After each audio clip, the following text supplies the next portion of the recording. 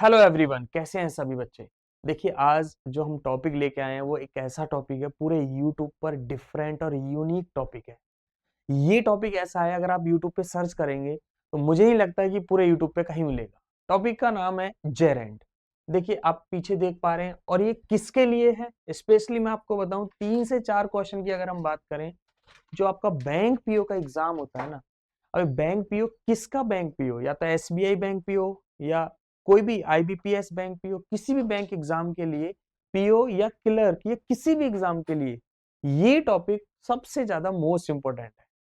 3 से 4 क्वेश्चन आप आसानी से ले सकते हैं इस एक वीडियो के माध्यम से। तो देखिए, सबसे पहले मैं आपको बता दूं, I will teach you basic to advance, और 3 से 4 क्वेश्चंस कंफर्म है if you solve this topic, अगर इस टॉपिक को आप अच्छे से कर लेते हैं।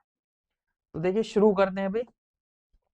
सबसे पहले फर्स्टली मैं आपको बताना चाहूंगा, I will teach you basic to advance. देखिए, 3 चीजें यहाँ पर लिखी हुई हैं। फर्स्ट हेडिंग है हमारी हाउ टू टीच, कैसे पढ़ाना है। और ये जेरेंट टॉपिक है, टॉपिक का नाम आप लिख लीजिएगा, जेरेंट। इस जेरेंट को हम 3 तरीके से पढ़ेंगे। Firstly we have to finish basic concept. सबसे पहले हम बात करेंगे बेसिक कंसेप्ट की। जब तक बेसिक आपका ठीक नहीं होगा तो you can not solve the sentence, आप सॉल्व नहीं कर सकते हैं। तो basic is essential if you want to solve any topic, any gerund या कोई भी टॉपिक की हम बात करें तो बेसिक पढ़ेंगे। सेकंड नंबर पे हमें डिस्कस करना है, we have to discuss advanced rules और trap within a second. Trap का मतलब यहां पर क्या है, विद इन अ सेकेंड कैसे सॉल्व करना है, 1 सेकेंड, 3 सेकेंड, 4 सेकेंड में कैसे हिट करेगा क्वेश्चंस। ठीक है। थर्ड नंबर पे हमें पढ़ना है प्रीवियस ईयर के पीवाई क्यूज, क्योंकि देखिए सबसे मेन है कि टॉपिक फिनिश करना it's not a big deal. तो टॉपिक तो फिनिश कर देते हैं, लेकिन सबसे पहले हमें जानना होगा, we will have to know what is the requirement of commission. जो बैंक एग्जाम ले रहा है उसकी रिक्वायरमेंट क्या है वो जानना पड़ेगा। तो PYQ is essential if you want to crack any exam. Previous question के बिना कोई एग्जाम नहीं होगा। तो 3 चीजें हो गई। Firstly we have to discuss basic concept, secondly we have to discuss advanced, हम एडवांस रूल या ट्रैप कह सकते हैं। ट्रैप का मतलब 1 सेकेंड में कैसे करना है क्वेश्चन को या 3 सेकेंड में। थर्ड नंबर हम डिस्कस करेंगे पीवाई क्यूज। तो ये 3 काम आज हम करेंगे इस टॉपिक में, और इस टॉपिक का हम अस्तित्व मिटा देंगे किसी भी एग्जाम के लिए। अब किसी भी एग्जाम में बैठ जाइए, हमारे इंडिया में जितना भी कंपटीशन का एग्जाम होता है, अगर वहां जेरेंट आता है तो आपसे बनेगा। और बैंक पीओ में स्पेशली 3 से 4 क्वेश्चन कंफर्म होते हैं बैंक के किसी भी एग्जाम में। नोट लिखा है, इसे ध्यान से पढ़िएगा। नोट में क्या लिखा है, शॉर्ट नोट्स फॉर्मेशन। मैं इन 3 पॉइंट्स के बाद, पहले बेसिक क्लियर होगा, फिर एडवांस होगा, फिर प्रीवियस क्वेश्चन होगा, फिर मैं लास्ट में आपको ये भी बताता रहूंगा। जैसे मान लीजिए मैंने 5 स्लाइड आपको पढ़ाई या 10 स्लाइड मैंने फिनिश कर दी, तो उस 10 स्लाइड के बाद एक शॉर्ट नोट्स कैसे बनाए। शॉर्ट नोट्स का मतलब क्या है, जैसे मान लीजिए 20 पेज आपने भरे हैं किसी नोटबुक में, तो उन 20 पेज का 2 पेज कैसे बनाए। क्योंकि एग्जाम टाइम में जब आप रिवीजन करोगे तो शॉर्ट नोट्स ही आपके काम आने वाले हैं, वो 20 पेज नहीं पढ़ोगे आप। तो आपने देखा भी होगा, जो बच्चे यूपीएससी की तैयारी करते हैं वो हर 50 पेज के बाद एक 10 पेज का शॉर्ट नोट्स बनाते हैं, एग्जाम में प्रॉब्लम ना हो। तो शॉर्ट नोट्स भी मैं बताऊंगा। तो देखिए, टॉपिक को शुरू कर देते हैं। फर्स्टली आप देखेंगे, जैसे कि मैंने अभी बताया, just told you I will teach you basic to advance. तो देखिए यहाँ लिखा क्या है, जेरेंट। इसे जीरेंट मत बोलना, क्या है ये, जेरेंट, जेरेंट। अब ऐसा बुक में लिखा है कि इसका रिलेशन आईएनजी फॉर्म से होता है, मतलब वर्ब में अगर आईएनजी लगा दे तो उसे हम जेरेंट कहते हैं। ऐसा बुक में लिखा है। ठीक है भाई, बुक से ही पढ़ाएंगे और कहां से पढ़ाएंगे। तो gerund is related to ING form of the verb. Verb की आईएनजी फॉर्म को जेरेंट कहते हैं। क्या सभी आईएनजी जेरेंट है, ये सच नहीं है। Every ING is not a gerund, सभी आईएनजी जेरेंट नहीं है। लेकिन इतना तो हम ध्यान रख सकते हैं कि जेरेंट का रिलेशन आईएनजी फॉर्म से होता है, ये तो कोई बड़ी बात नहीं है। लेकिन बुक में ये भी लिखा है, पढ़ी लिखी भाषा में, it is related to the fourth form, fourth form of the verb. मतलब फोर्थ फॉर्म आपसे अगर कोई पूछे, अगर कोई आपसे ये पूछे what do you mean by fourth form, तो आपको बोलना है आईएनजी फॉर्म। फोर्थ फॉर्म का मतलब होता है आईएनजी फॉर्म। अब आपसे कोई पूछे वर्ब के कितने फॉर्म होते हैं, तो देखिए बेसिक है तो बेसिक की तरह आपको देखना पड़ेगा। वर्ब के 5 फॉर्म होते हैं। वर्ब की फर्स्ट फॉर्म होती है, सेकंड फॉर्म होती है, थर्ड फॉर्म होती है, फोर्थ फॉर्म होती है और फिफ्थ फॉर्म होती है। If someone ask you how many forms of verb, verb की कितनी फॉर्म्स होती हैं, तो देयर आर 5, 5 फॉर्म होती हैं। अच्छा, फर्स्ट फॉर्म किसे कहते हैं? जो आपकी ओरिजिनल वर्ब होगी विदाउट चेंजिंग, वो फर्स्ट फॉर्म होगी। सेकंड हम याद ही करते हैं, वेंट हो गया, गो का। थर्ड भी हम याद ही करते हैं, गॉन होता है, गो वेंट गॉन, आपने सुना होगा। लेकिन जब भी हम फोर्थ की बात करेंगे, तो फोर्थ फॉर्म का मतलब है आईएनजी फॉर्म। और इसी आईएनजी को क्या कहते हैं? जेरेंट कहते हैं। तो वन थिंग इज क्लियर, अभी कुछ नहीं पढ़ाया, एक ही पॉइंट याद रखना है, gerund is related to ING form. वो आईएनजी कहां पर काम करेगी, वो धीरे धीरे हम एडवांस लेवल तक और पीवाईक्यूज तक हम आपको दिखाएंगे। फिफ्थ फॉर्म का मतलब होता है एस और ईएस। जिस वर्ब में हम एस और ईएस लगा दें वो पांचवी फॉर्म होती है वर्ब की, और जिस वर्ब में हम आईएनजी लगा दें वो फोर्थ फॉर्म होती है। ध्यान रखिए, फर्स्ट फॉर्म का मतलब है कोई भी वर्ब, जितनी भी वर्ब्स हैं, सभी एक्शंस फर्स्ट फॉर्म में हैं अगर उसमें कुछ बदलाव ना करें। तो हमें याद कौन सी करनी है? सेकंड और थर्ड को याद करना होता है बेटा, बाकी तो हम क्रिएट कर लेंगे, आईएनजी खुद से लगा लेंगे, एस और ईएस भी खुद से लगा लेंगे, और फर्स्ट फॉर्म अपने आप में फर्स्ट फॉर्म है। ठीक है, जब तक उसमें कुछ बदलाव ना करें। अब यहां एक लाइन लिखी है, क्योंकि बुकिश लैंग्वेज भी थोड़ा सा हम पढ़ेंगे, है ना। लाइन क्या है? A verb which functions as a noun, ऐसी वर्ब जो फंक्शन करती है एक नाउन की तरह। इन इंग्लिश, इंग्लिश में एंडिंग इन आईएनजी फॉर्म, अगर वो आईएनजी फॉर्म में है तो वो जेरेंड है। तो देखिए बॉटम लाइन क्या है, हमारा निष्कर्ष क्या है कि जेरेंड का रिलेशन आईएनजी से होता है, ऐसे बोल दीजिए, या जेरेंड का रिलेशन फोर्थ फॉर्म से होता है, ऐसे बोल दीजिए। अब धीरे धीरे हम आगे बढ़ेंगे। अब बात करते हैं डेफिनेशन। तो जेरेंड के 5 यूज है बेटा, 5 यूजेस। आपसे कोई पूछे how many uses of gerund, तो देयर आर ओनली 5 यूजेस। तो जेरेंड आईएनजी तो होता है, वो आईएनजी कैसे कैसे यूज होती है। तो फर्स्ट हेडिंग है, वो आईएनजी एक सब्जेक्ट की तरह यूज हो सकती है, वो आईएनजी एक ऑब्जेक्ट की तरह यूज हो सकती है, वो आईएनजी एज अ कॉम्प्लीमेंट की तरह यूज हो सकती है, वो ING as an object to preposition की तरह यूज हो सकती है, वो आईएनजी शॉर्ट प्रोहिबिशन की तरह यूज हो सकती है। तो आपसे कोई पूछे भाई जेरेंट के कितने यूज हैं, तो there are only 5 uses, 5 use हैं।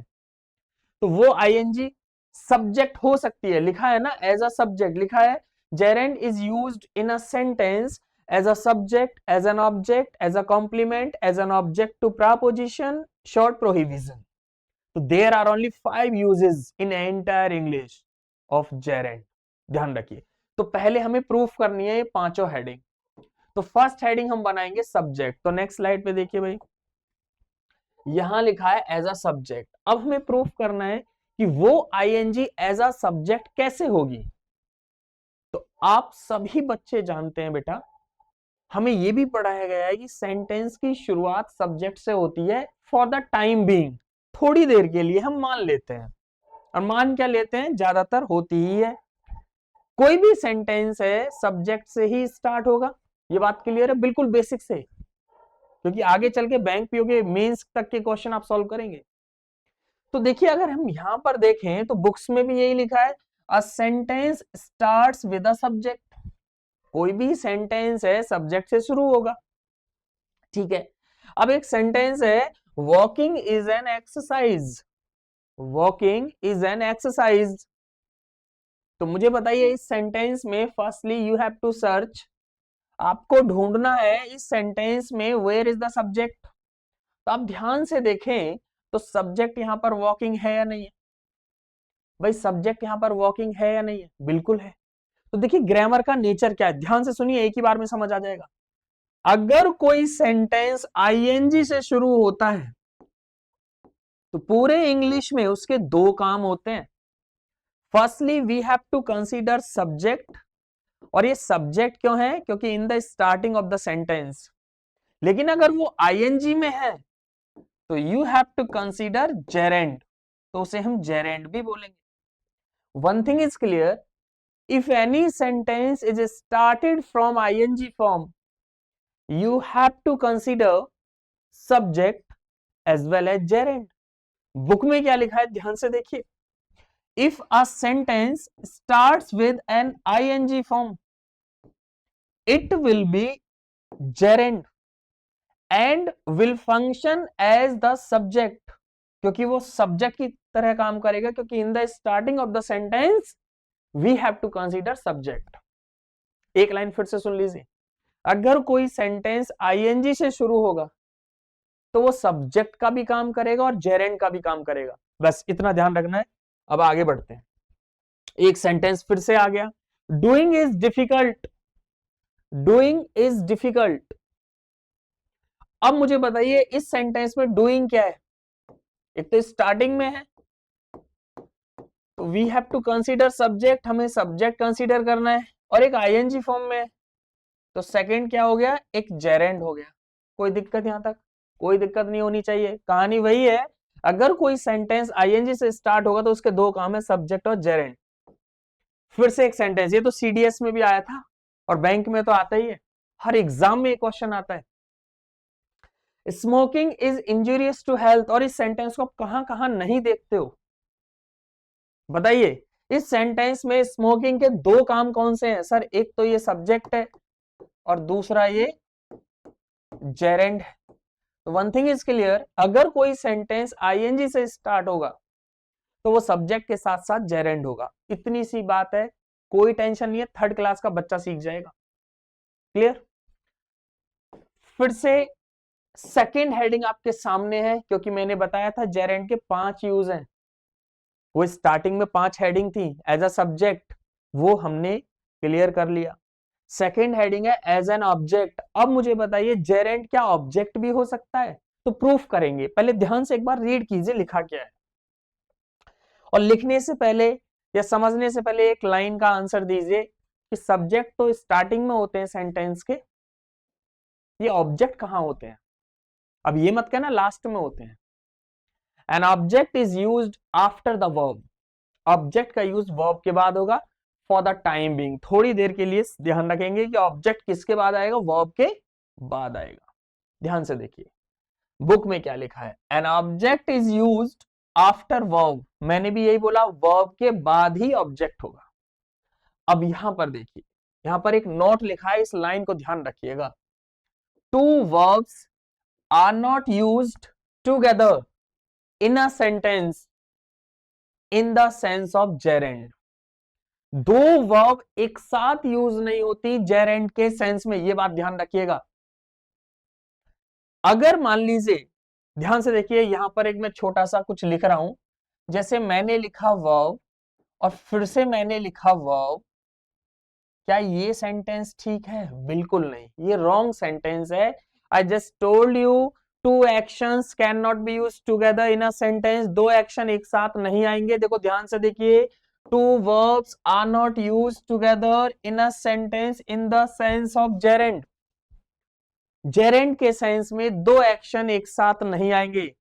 अब ध्यान से देखिए, सर एक एक्शन ये है, एक एक्शन ये है, तो दो एक्शन हो गए, इसीलिए ये रॉन्ग है, क्योंकि दो एक्शन एक साथ नहीं आएंगे। लेकिन इस सीरीज को अगर आप ठीक करना चाहते हैं तो कैसे ठीक करोगे, कुछ नहीं करना, second verb should be in ING form.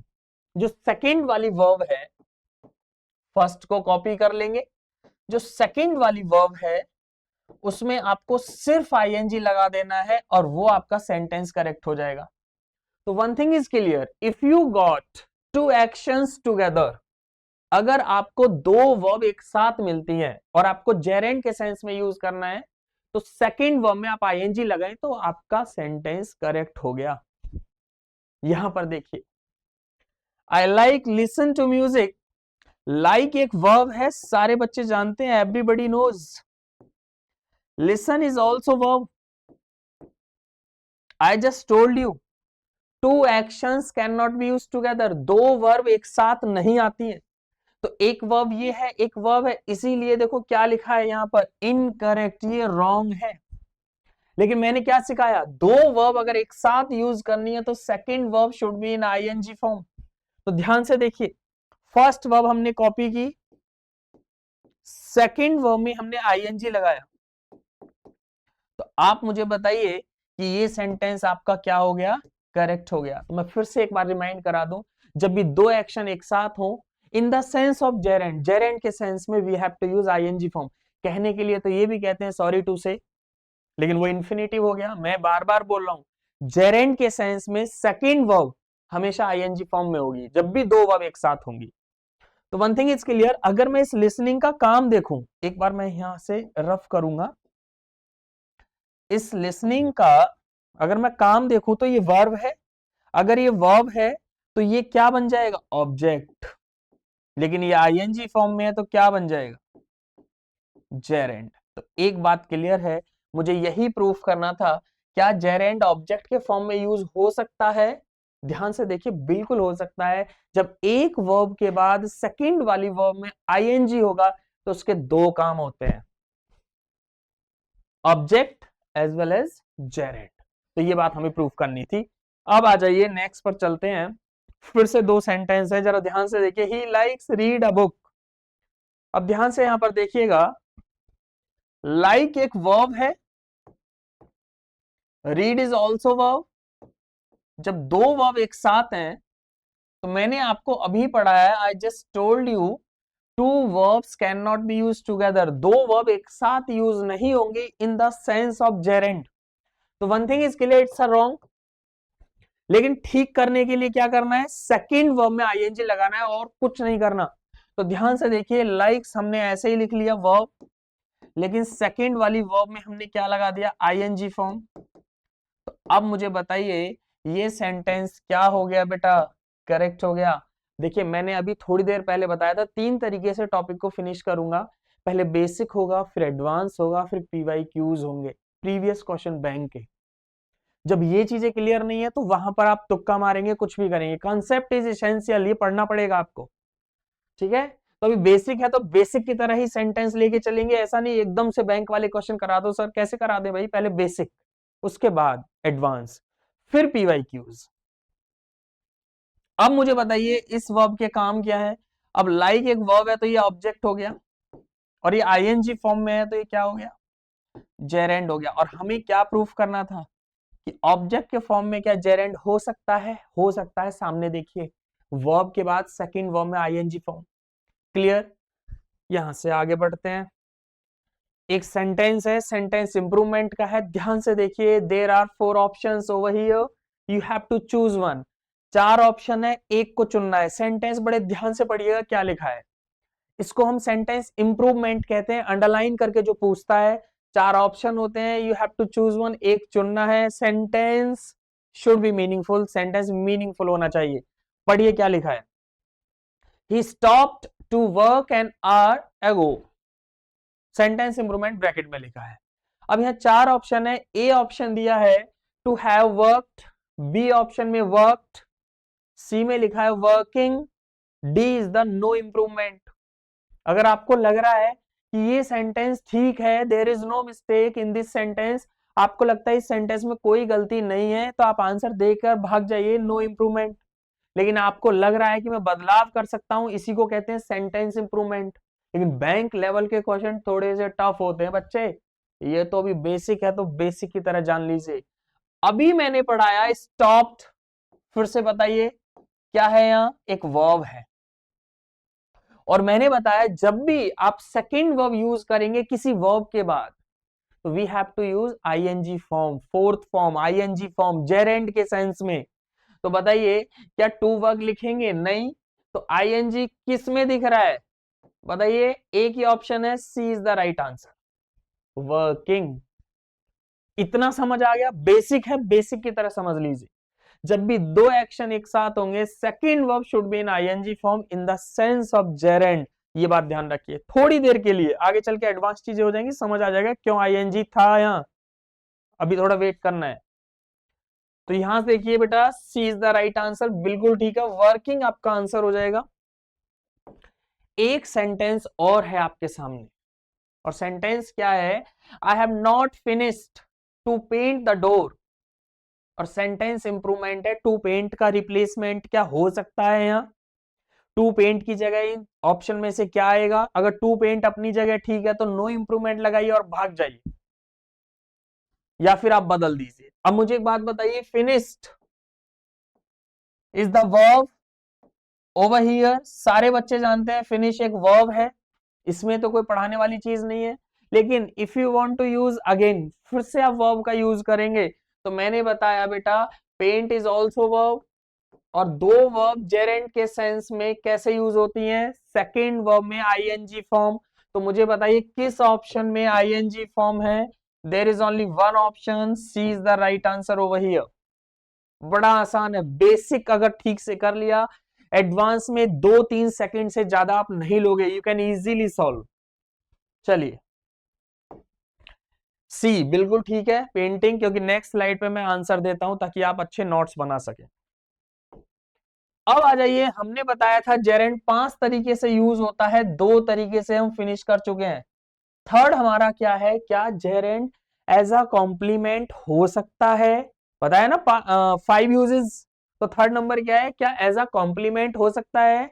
अब कॉम्प्लीमेंट का स्पेलिंग ध्यान रखिएगा, एक स्पेलिंग ये भी होती है कॉम्प्लीमेंट का, और एक स्पेलिंग ये है कॉम्प्लीमेंट का।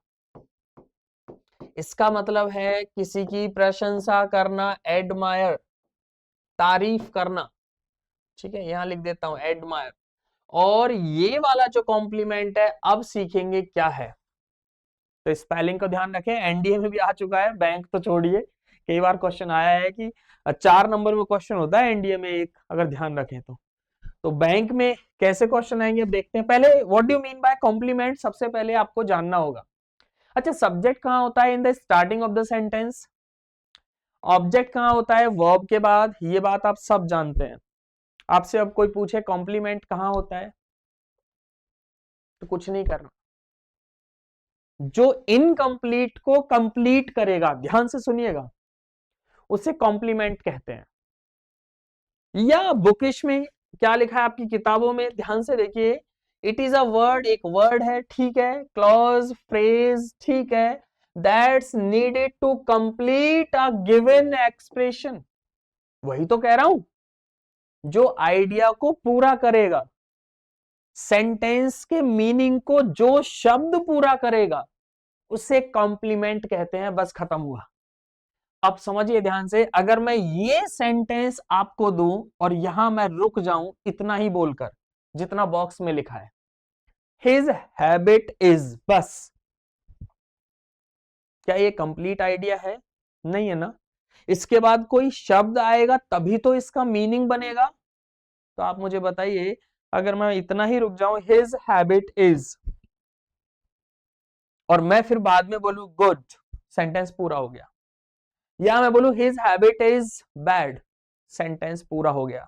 या फिर मैं बोलूं हिज हैबिट इज ड्रिंकिंग, तो ड्रिंकिंग लगने से सेंटेंस पूरा हो गया।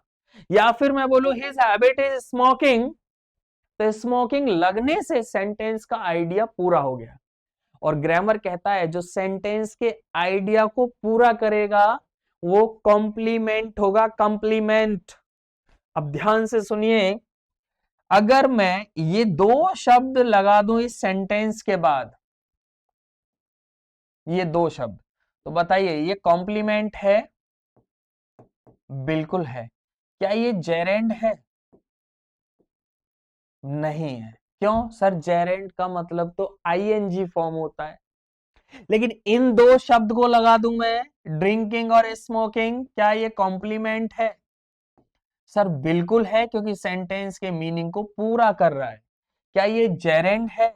बिल्कुल है, क्योंकि ये आईएनजी में भी है। तो one thing is clear, complement तो बिना आईएनजी के भी हो सकते हैं। साइड हो गया, एक बार देख लीजिए। लेकिन आपसे कोई पूछे कि as a complement gerund use कीजिए, तो आपको बोलना पड़ेगा हिज हैबिट इज ड्रिंकिंग, या बोलना पड़ेगा हिज हैबिट इज स्मोकिंग।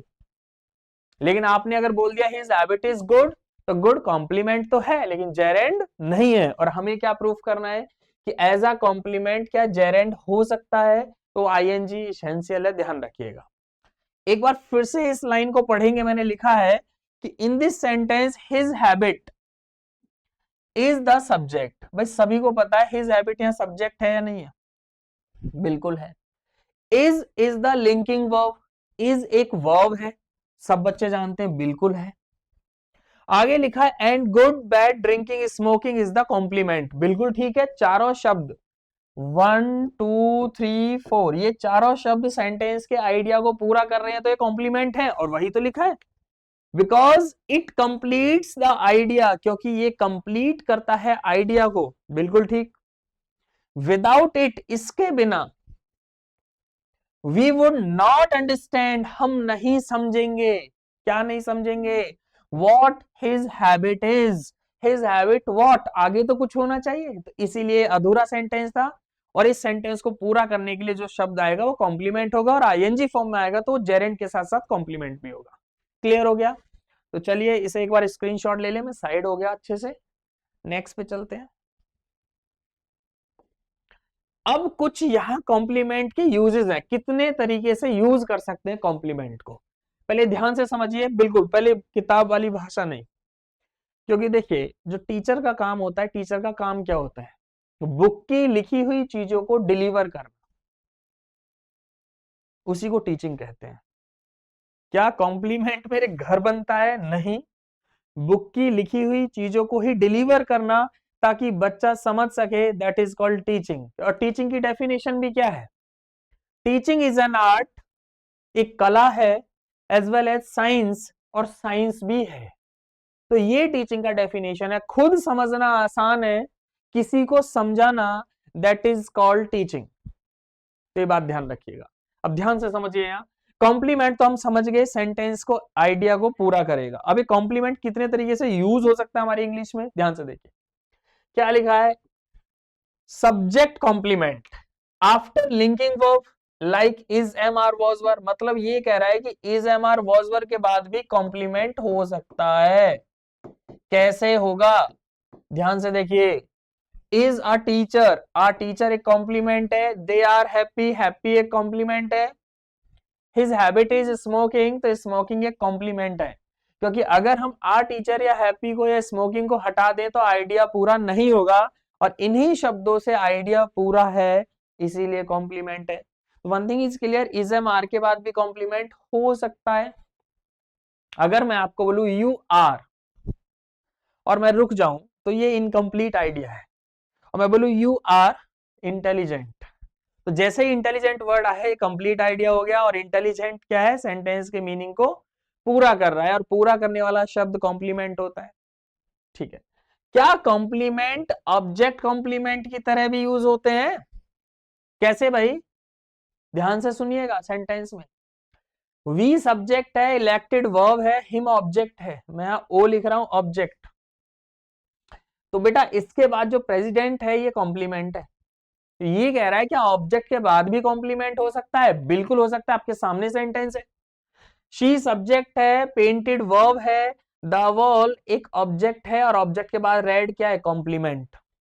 तो कॉम्प्लीमेंट ऑब्जेक्ट के बाद भी आ सकते हैं, ध्यान रखिएगा। दे सब्जेक्ट है, कॉल्ड एक वर्ब है, द बॉय ऑब्जेक्ट है। देखिए सब्जेक्ट, वर्ब, ऑब्जेक्ट, और ऑब्जेक्ट के बाद भी कॉम्प्लीमेंट आ सकता है। जीनियस। तो पहला इज एम आर के बाद भी, वॉज वर के बाद भी कॉम्प्लीमेंट हो सकता है। दूसरा ऑब्जेक्ट के बाद भी कॉम्प्लीमेंट हो सकता है। तीसरा देखिए लास्ट, क्या कॉम्प्लीमेंट एडजेक्टिव हो सकता है? क्या कॉम्प्लीमेंट एडवर्ब भी हो सकता है? तो अब आपको देखना है क्या सेंटेंस में complement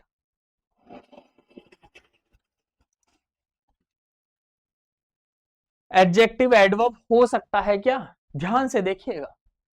the story sounds interesting, या कॉम्प्लीमेंट तो है लेकिन साथ में ये एडजेक्टिव भी है।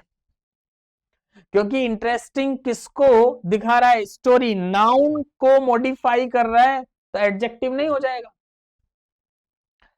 हर एक्सप्लेनेशन सीम्स क्लियर, क्लियर यहां कॉम्प्लीमेंट भी है लेकिन ये एडजेक्टिव के फॉर्म में यूज हो रहा है, एडजेक्टिव फॉर्म में। ही लुक्स टायर्ड, तो टायर्ड यहाँ सेंटेंस के आइडिया को पूरा कर रहा है, तो कॉम्प्लीमेंट भी है लेकिन ये एडजेक्टिव फॉर्म में है। तो बेटा 3 तरीके से और यूज कर सकते हैं कॉम्प्लीमेंट को। Is am are was were के बाद भी यूज कर सकते हैं, और ऑब्जेक्ट के बाद भी यूज कर सकते हैं, और कॉम्प्लीमेंट एडजेक्टिव और एडवर्ब फॉर्म में भी हो सकता है। बिल्कुल बेसिक हो गया, 3 हेडिंग आपकी फिनिश हो गई। ध्यान से देखें, मैंने बताया था जीरेंड के 5 यूज हैं। सब्जेक्ट फॉर्म में हमने फिनिश कर लिया, हमने ऑब्जेक्ट फॉर्म में जेरेंड को फिनिश कर लिया, हमने कॉम्प्लीमेंट के फॉर्म में भी फिनिश कर लिया। अब 2 यूज और हैं जेरेंड के, बताया ना, ओनली 5 यूज हैं कॉम्प्लीमेंट जेरेंड के। अब 4th one is very very most important, ये सबसे ज्यादा आपके एग्जाम में आता है, इसे आप ऐसे भी लिख लें क्योंकि इस साल बहुत आया है।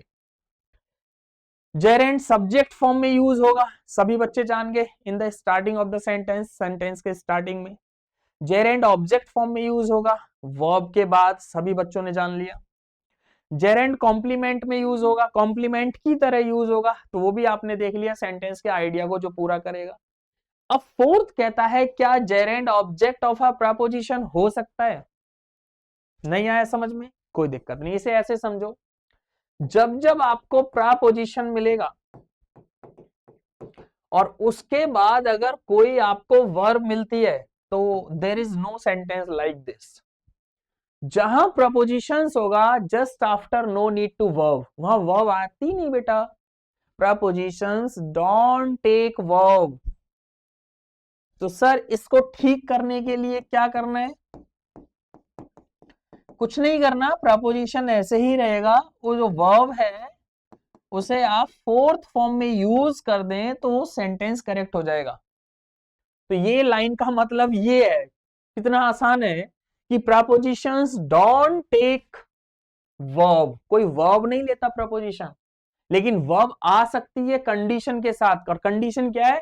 अगर उसमें आप आईएनजी लगा दें, और इसी आईएनजी को बेटा जेरेंड कहते हैं। जब आप दा हिंदू पढ़ते होगे, हर दूसरी लाइन में प्रपोजिशन के बाद आईएनजी है, वो सारे जेरेंड हैं। आ जाइए बेटा यहां, ही is fond of reading, of क्या है? एक प्रपोजिशन है या नहीं है? सारे बच्चे जानते हैं यार, तीसरी क्लास में पढ़ाया था, ऑफ एक प्रपोजिशन है, इन क्या एक प्रपोजिशन है, after, before, beside, besides, among, ये सब क्या है? प्रपोजिशन। तो प्रपोजिशन के बाद बेटा रीडिंग, इसीलिए इस सेंटेंस को राइट माना है, क्योंकि जब जब प्रपोजिशन आएगा वहां आईएनजी फॉर्म होगा, तभी सेंटेंस करेक्ट होगा, और उस आईएनजी का नाम जेरेंड होगा बेटा। सेकंड है, she is interested in singing, in एक प्रपोजिशन है तो सिंगिंग यहां पर ठीक है। नेक्स्ट है, they are good at dancing, at एक प्रपोजिशन है, dancing is the right over here. He prevented me from going there, बेटा फ्रॉम एक प्रपोजिशन है तो गोइंग अपनी जगह ठीक है। तो मेरा मतलब है जब जब प्रपोजिशंस आएंगे उसके बाद अगर कोई वर्ब है तो we have to use in ING form, in 4th form, in gerund form, कुछ भी बोल दीजिए। चलिए भाई, अब कुछ सेंटेंस है फॉर द प्रैक्टिसिंग, छोटे सेंटेंस, तो बेसिक बहुत जल्दी फिनिश होने वाला है, एडवांस शुरू कर रहे हैं अभी इसी क्लास में। He thinks of play cricket after working, आप ध्यान से देखिए, ऑफ एक प्रपोजिशन है, तो क्या प्ले लिख पाएंगे? बिल्कुल नहीं, क्या लिखना पड़ेगा? प्लेइंग, इसीलिए फर्स्ट रॉन्ग सेकंड राइट। कुछ नहीं करना, फॉर द प्रैक्टिसिंग, छोटे सेंटेंस है, इसके बाद एडवांस शुरू कर देंगे। After taken lunch you went from there, after एक प्रपोजिशन है, क्या टेकन यूज होगा? 3rd फॉर्म यूज आएगी प्रपोजिशन के बाद? बिल्कुल नहीं, आईएनजी फॉर्म। तो कौन सा ठीक होगा? Second one is right, after taking lunch, second one is right. They were hopeful of win, of एक प्रपोजिशन है, क्या विन लिख पाएंगे? बिल्कुल नहीं, प्रपोजिशन आईएनजी लेता है, उसे जेरेंड कहते हैं, ध्यान रखिएगा। रॉन्ग हो गया, क्या होना चाहिए? They were hopeful of winning the match, second one is right, क्योंकि आईएनजी एसेंशियल है after preposition. Next, he is fond of drink, of एक प्रपोजिशन है, क्या ड्रिंक लिख पाओगे? बिल्कुल नहीं। ध्यान रखिए, अगर प्रपोजिशन है तो we have to use ING form, that's why second one is right, drinking. तो ये तो प्रैक्टिस के लिए छोटे छोटे सेंटेंस हो गए। अब ध्यान से देखिएगा, एक सेंटेंस है आईबीपीएस 2016 का। Firstly you have to read carefully, उसके बाद आप डिसाइड करें आंसर क्या होगा। After swung between playing positive and negative characters, the actor is said to attempt comedy for the first time on a small screen. भाई ध्यान से अगर देखें तो क्या आपको आफ्टर, बिफोर, अमंग, बिटवीन, ये सब क्या है? प्रपोजिशन है या नहीं है? तो ध्यान से देखिए, अगर मैं बोलूं बिटवीन प्रपोजिशन है, बिल्कुल है, तो उसके बाद आईएनजी तभी तो राइट है, यहां तो कोई मिस्टेक नहीं है। और इस आईएनजी को क्या बोलेंगे? अब इस सेंटेंस में आपसे कोई पूछे कि प्लेइंग क्या है, तो जेरेंड है। क्लियर? यहां तक तो मिस्टेक नहीं है। लेकिन इसके पहले देखो, आफ्टर भी तो एक प्रपोजिशन है। अगर आफ्टर प्रपोजिशन है, क्या स्वंग आएगा? ये तो सेकंड फॉर्म है। और आपको मैंने बताया जब भी आईएनजी होगा वो फर्स्ट फॉर्म में आता है, तो स्विंगिंग होना चाहिए। तो इसका मतलब एरर किस में है? ए में। और जिसमें गलती है उसे टिक करके आते हैं, इसे कहते हैं कॉमन एरर। तो आंसर हो गया ए। क्लियर हो गया? बड़ा आसान है। जहां जहां प्रपोजिशंस होंगे, इट इज योर कंपल्सन, आपकी मजबूरी है, आपको आईएनजी फॉर्म लगाना पड़ेगा, और उसका नाम क्या होता है? जेरेंड। क्लियर? एक बार साइड हो गया, सेंटेंस देख लीजिए, स्क्रीनशॉट भी ले लीजिए नोट्स के लिए। चलिए नेक्स्ट।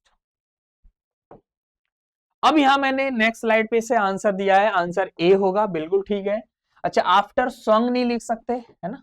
ये नेक्स्ट स्लाइड पे मैं देता हूं नोट्स के लिए। आफ्टर स्विंगिंग ही होगा, क्योंकि आफ्टर एक प्रपोजिशन है तो आईएनजी लगाना है। बिटवीन प्रपोजिशन है तो आईएनजी अपनी जगह पहले से ठीक है। ध्यान रखिए, आंसर ए हो जाएगा। बिकॉज जेरेंड, मतलब जेरेंड का मतलब ING is used after preposition, preposition के बाद आईएनजी का यूज होता है, इसका ये रीजन हो गया। एक बार देख लीजिए, स्क्रीनशॉट लेना बहुत जरूरी है ताकि आप अच्छे से नोट्स बना सके। चलिए नेक्स्ट सेंटेंस है, द पार्टी इज होल्डिंग। बेटा ये क्वेश्चन बैंक पीओ का है, अच्छा सेंटेंस है, you have to read carefully. जितना स्लो पढ़ेंगे आंसर बड़ी आसानी से मिल जाएगा, you can easily solve within a second. The party is holding a meeting. This is the A part. In order to begin this is the B part, painful and difficult process. This is the C part of rethink its political strategy. This is the D part. No error. Last one, no error, जिसे हम E कहते हैं। तो 5 option होते हैं bank में, you have to choose one. जहां भी मिस्टेक है, that is your answer, वो आपका आंसर होगा। ध्यान रखिए, मिस्टेक ढूंढना है। अब ध्यान से देखिए, अभी मैंने देखा ऑफ क्या है बेटा? सर सारे बच्चे जानते हैं, थर्ड क्लास में बता दिया, ऑफ एक प्रपोजिशन है। और प्रपोजिशन क्या लेता है? I just told you, ING form. या उसको हम क्या बोल सकते हैं? अगर आप आईएनजी नहीं बोल सकते तो क्या बोल सकते हैं? जेरेंड बोल सकते हैं। तो बात एक ही। तो आप बताइए, क्या रीथिंक लिख पाओगे? बिल्कुल नहीं। क्या लिखना पड़ेगा? जल्दी बताइए, क्या लिखना पड़ेगा? Rethinking in the place of rethink. तो गलती किस पार्ट में मिली? ध्यान से देखो, ए उधर है, बी उधर है, सी उधर है, तो डी पार्ट में मिस्टेक है, D is the right answer. तो जिस पार्ट में मिस्टेक है दैट इज आंसर। बड़ा सिंपल है। यहां देख लीजिए, डी आंसर है। इनकरेक्ट क्या है? ध्यान से देखिए, ऑफ रीथिंक, बिल्कुल गलत है। करेक्ट क्या है? ऑफ रीथिंकिंग, बिल्कुल राइट है। ठीक है, क्यों है? बिकॉज जेरेंड, मतलब क्या बोले इसको हम? ING is used after preposition. Of के बाद जेरेंड का यूज होगा, ऑफ के बाद प्रपोजिशन, सॉरी, जेरेंड का यूज होगा, ऑफ के बाद आईएनजी का यूज होगा। That's why rethinking is essential over here. तो आंसर डी हो जाएगा। नेक्स्ट सेंटेंस ध्यान से पढ़ेंगे, साइड हो गया, बिल्कुल देखिए ध्यान से। Injected into a blood, tiny bubbles of gas can ease the seas of vital stroke. Drugs into the rain helping in prevent damage to the gray matter. There are 5 options, you have to choose one. जहां mistake है उसे tick करके भागो, इसीलिए basic पढ़ाया था, समझ आ गया? मैं बता रहा हूं ये टॉपिक आपके 30 क्वेश्चन अगर बैंक के आते हैं तो 4 क्वेश्चन आपके जेरेन टॉपिक से होते हैं। उठा के देख लीजिए कोई पेपर, बताइए क्या आंसर दे सकते हो। अब मुझे ध्यान से बताइए इन क्या है, बैंक पीओ 2016 में आया है क्वेश्चन, ध्यान रखिए इन क्या है, एक preposition. I just told you prepositions always take ING form, gerund भी बोल सकते हैं। तो बताइए क्या प्रिवेंट लिख पाओगे? नहीं लिख पाओगे, क्या लिखना पड़ेगा? प्रिवेंटिंग, क्योंकि इन एक प्रपोजिशन है, propositions always take ING form, तो दैट्स व्हाई एरर। एरर कहां है? डी में, क्योंकि ए इस बार शुरू में है तो डी में गलती है, डी पार्ट मिस्टेक है, तो D is the right answer वही है। आ जाइए, बिल्कुल ठीक है डी। आप चेक करेंगे preventing in the place of prevent, because we need ING form after preposition, इनके बाद आईएनजी चाहिए, ठीक है। चलिए भाई next sentence, bank PO PT, ध्यान से पढ़िएगा सेंटेंस क्या है। The government is still in the process of finalised new policy guidelines for the allocation of land to private sector organisation. You have to choose one, जहां mistake है that is your answer. ध्यान से देखिए, अगर हम ध्यान से देखें तो अभी स्पीड में हम पढ़कर निकल गए थे। ऑफ क्या है? एक प्रपोजिशन है, और आपको पढ़ाया मैंने, I just told you prepositions always take ING form, या जेरेंड बोल दीजिए। तो ध्यान से देखिए, क्या फाइनलाइज्ड लिखोगे? बिल्कुल नहीं, क्या लगाना पड़ेगा? Finalising ING form. तो दैट्स व्हाई एरर कहां है बेटा? B, B part is mistake, B is the right answer over here, B is the right answer. ध्यान से देखिए, बिल्कुल ठीक है B, finalising in the place of finalised, because we need ING form after preposition of, ठीक है। चलिए next sentence, the committee is on the, this is the A part, was of announced a series of reforms aimed at, this is the B part, strengthening the education sector across the country, this is the C part, no error, this is the D part। चलिए इसमें एक option इधर उधर हो गया, आपको बताना है। जैसे 5 ऑप्शन होते हैं बैंक में, कोई दिक्कत नहीं, एक क्वेश्चन इस तरीके से आ गया है, तो बताइए कहां पर मिस्टेक है, दैट इज योर आंसर। अब ध्यान से देखें फिर से, ऑफ एक प्रपोजिशन है या नहीं है बच्चे?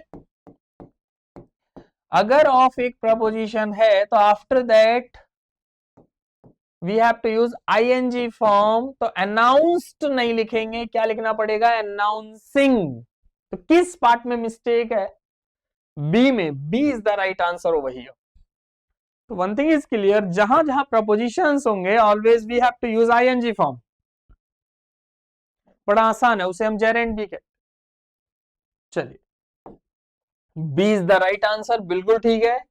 अनाउंसिंग होगा in the place of announced, because we need ING form after preposition of, क्योंकि ऑफ के बाद हमें आईएनजी फॉर्म की जरूरत है। तो बेटा एक बात याद रखिए, without notes you can do nothing, notes is essential, आपको नोट्स भी बनाने पड़ेंगे। जेरेंड कोई करंट अफेयर्स का पार्ट नहीं है कि बदल जाएगा, आज पढ़ा है 200 साल तक ऐसे ही रहेगा जेरेंड, ठीक है, बदलने वाली चीज नहीं होती। English is not a current affairs. पढ़िए next sentence, the principal is interested in promoted cultural programs that encourage students to participate actively in extracurricular activities। बताइए आंसर क्या होगा? ध्यान से देखिएगा, इन क्या है बेटा? इन एक अभी सुनिए, basic is going on, advance तो मैंने शुरू नहीं किया। बैंक वाले क्वेश्चन अभी बहुत कम करे हैं, 2-4, आगे चल के सारे बैंक वाले क्वेश्चन है, ध्यान रखिएगा। इन क्या है? एक preposition. I just told you, जहां प्रपोजिशन होगा उसके बाद जेरेंड आएगा। या आईएनजी फॉर्म आएगा, बात एक ही है। तो क्या यहाँ प्रमोटेड लिख सकते हैं? नहीं, क्या लिखना पड़ेगा? प्रमोटिंग। तो आंसर क्या होना चाहिए? B. B is the right answer over here. Next answer B बिल्कुल ठीक है। Promoting in the place of promoted, because we need ing form after preposition in. Next sentence, the education department is interested in adopt innovative teaching methods that can enhance the overall learning experience of students in government schools. बताइए क्या होगा answer? अगर हम ध्यान से देखें, इन क्या है? फिर से इन एक प्रपोजिशन है। इन क्या है? एक प्रपोजिशन, और preposition always take ING form. तो अडॉप्टिंग होना था। किस पार्ट में मिस्टेक है? ध्यान से देखें तो बी पार्ट में मिस्टेक है। B is the right answer over here. Clear?